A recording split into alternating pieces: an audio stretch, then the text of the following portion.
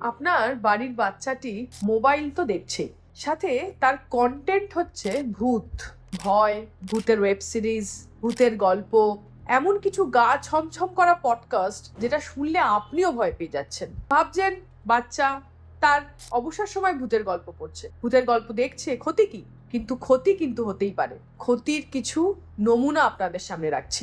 আমার কাছে এমন কিছু বাচ্চারা আসে যারা ভূতের গল্প দেখতে, শুনতে, বলতে, শোনাতে খুব ভালোবাসে। তাদের কিছু সমস্যা হয়।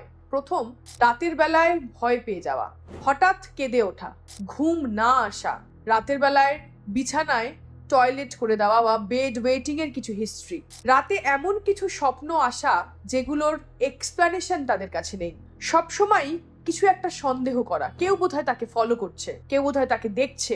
বন্ধুদের সাথে ভূতের গল্প করে তাদের ইমাজিনেশনটা ওই ভূতের গল্প অবধি আটকে থাকে এবং সারাক্ষণই একটা গা ছমছমে ভয়। এই ভয় কিন্তু ফোবিয়া, অ্যাংজাইটি, ডিপ্রেশন, একাকিত্বের জন্ম দিতে পারে আপনার বাচ্চার মনে। সে কারণে সাবধান।